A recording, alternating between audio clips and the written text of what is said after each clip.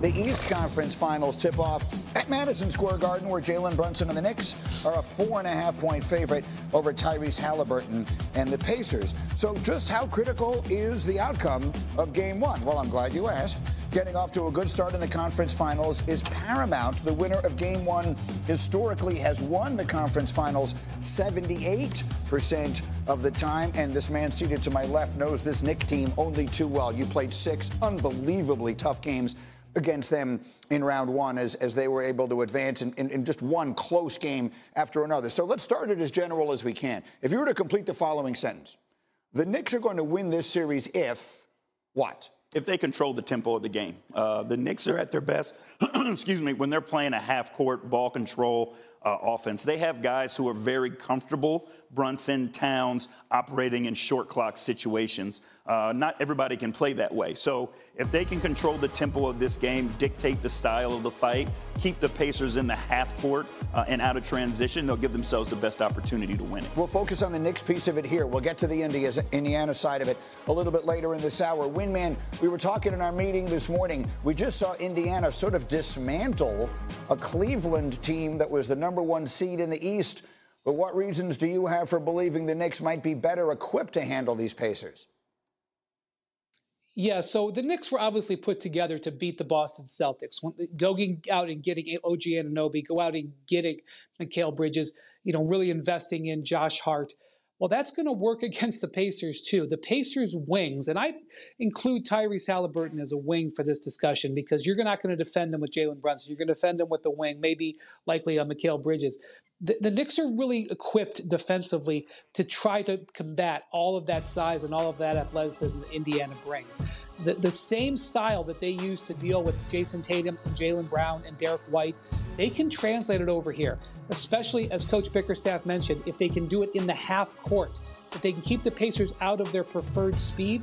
I like the Knicks matchups in the half court with their size and versatility on the wing. The Pacers shot 50% as a team and 42% on threes against the Cavs, largely because their wings dominated. And I'm going to include Pascal Siakam in there too, because that's who I think OG Anunoby will spend quite a bit of time on, his former Raptors teammate. So the Knicks are really built out defensively to battle the Pacers much better than the Cavs and the Bucks. And generally speaking, with the Knicks, it all begins with Jalen Brunson. Again, you just spent 6 games dealing with him. We marvel at him. Those of us who we're accustomed to these giants playing this game, and here's this comparatively small player able to do so. What is it that makes him so difficult to deal with? It's intelligence and it's his plan.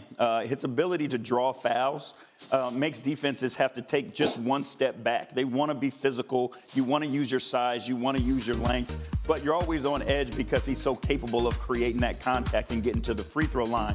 But you watch him and he has a plan, right? He understands how defenses want to guard him. He's never in a hurry. You never see him taking shots that the defense wants him to take. He creates the space to get the shot that he's looking for. Winman, how about Jalen Brunson in this series? Yeah, well, Brunson was a real problem for the Pacers last year. He was dominating the early part of that series. You may remember in that 7-game series, the Knicks won games 1 and 2 and were very in great position for game 3 before Andrew Nembhard made a crazy three-pointer that switched the game late. Brunson will be the primary focus of the Pacers defense, and primarily they want to keep him off the line. The Pacers want to run up and down. They don't want to leave Brunson and the rest of the Knicks at the free throw line to rest while they do that. They're going to try their best to try to get the ball out of his hands, and if they're going to make somebody beat him, it's not going to be Jalen Brunson. That's their game plan. A quick final thought on that. I mean, the Pacers can run so many different defenders at Brunson and do all that AAU stuff we're talking about, picking them up three-quarter court and all that kind of stuff. How much of a factor is that in this series? It's going to be the key. You have to do your best to wear him down. If you allow him to play at his tempo, if you allow him to walk the ball up the floor and not have to fight pressure, it's going to be a long night for you. They've got multiple bodies that they can throw at him and multiple styles that they can defend him with. Cindy, let's wrap it up with A50. ESPN Bet tells us the Knicks are slight favorites to win this series at -150, so that is narrow. And New York is a 4.5-point favorite in game one. Again, all this courtesy of ESPN Bet Sportsbook. So the table's set. We'll do the Pacers side of this series a little bit later as we continue. But we'll take a short break as we roll on. Did you hear what they said in Philadelphia yesterday about, of all teams, the Cowboys? The question is, were they right? You'll hear it coming up. Plus, we'll explain what a 4-point lead. And then he continues in the mid-range. SGA would score or assist on 20 points in the third quarter. The Timberwolves as a team had 18. It's OKC by 10 going to the fourth. Now it's a 9-point game. You mentioned Chet Holmgren taking advantage inside. He would score 15. Thunder up 11. It's more from SGA. Plus the foul. He had 31 points, 9 assists, 3 steals. OKC up 14. Meanwhile, frustration on the other. Oh, let's throw one up and throw it down. Jalen Williams, a little fun on the alley-oop. And the Thunder take game one handily, 114-88. The frustration for that man, Anthony Edwards. Ant-Man taking just 13 shots in this game one. He was contained to the perimeter. His average shot distance was over 25 feet from the basket, which was by a wide margin the longest in any game in his NBA career, regular season or playoffs, by a margin of 2 feet. Here was Ant-Man after the game. I definitely got to shoot more. I only took 13 shots. They remind me of like an AAU defensive team, just run and jump, fly around. So it was pretty good. Good to get it out of our system in game one.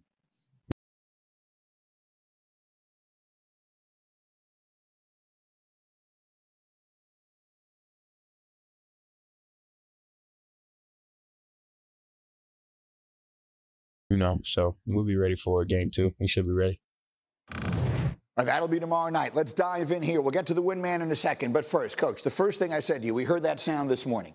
And we said, what does that mean when he says they're playing AAU-style defense? We put together some tape of what they were doing to him in the paint last night. Yeah, when you go and watch AAU basketball, it's a bunch of full-court press. It's a bunch of trapping. It's a bunch of smothering the basketball and your best defender or your best offensive player to get the ball out of his hands. You take a look at the film here, how many bodies there are guarding Ant Edwards when he's in isolation situations. Something different that the Thunder do is they bring their guy from the strong side corner, and they don't mind giving up those contested corner threes, but he never played a one-on-one game last night where he's so elite. Everything was 1-on-3, 1-on-4 with all eyes on him. Outstanding. So, Winman, you were there in the arena. What did you see as far as OKC's defense against Anthony Edwards, who we talked about coming into this series as the man who should define it?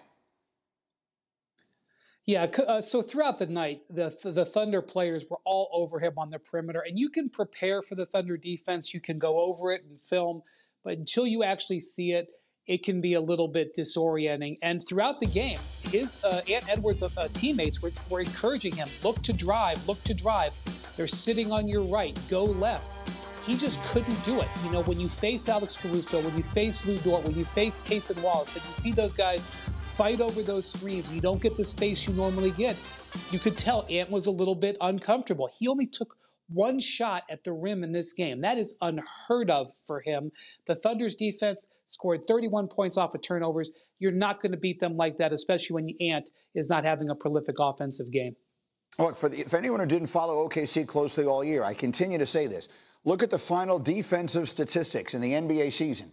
And it literally, number one in every meaningful category is the Thunder. And so here are the numbers. Minnesota took 51 threes last night. That is their most in a playoff game in franchise history by a wide margin. Just 13 shots for Anthony Edwards. So we sometimes will do a thing here, we call it bad game or bad sign. Did you think last night was just a bad game for Ant-Man and for the Timberwolves, or was it a bad sign of things to come? I think it was a bad game.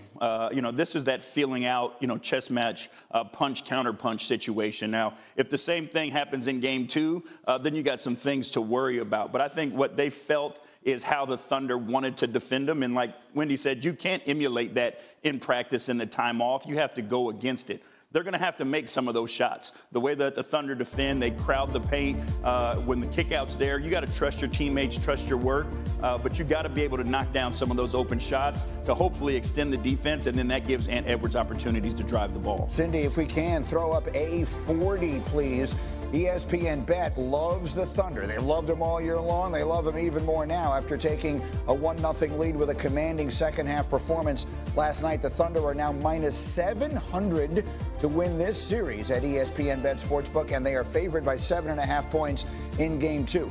Same question to you, Winman, through your eyes, and you've seen as much playoff basketball as anybody the last 2 decades. Did it feel in the arena like a bad game or a bad sign for Minnesota? Well, the Timberwolves generated almost 50 open three-pointers. I think about 47 of their outside threes were deemed open, and they only hit 11 of them. So around 26, 28%. If you figure you're going to generate that many open looks, then you're going to make some more of them. So I think if you're the Wolves, you're saying, look, we were able to generate open shots. We just didn't hit them. In fact, they shot a better percentage on contested threes than they did open threes. So I think they look to drive a little bit more, get antsy more at the rim, and expect their bench. Their bench was really the strength of their team.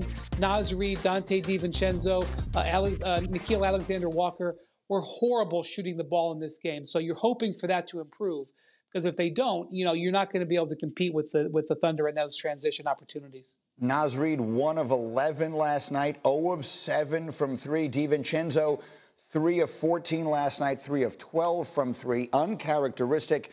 Game 1 goes to OKC in a big way. So that is the West situation tonight.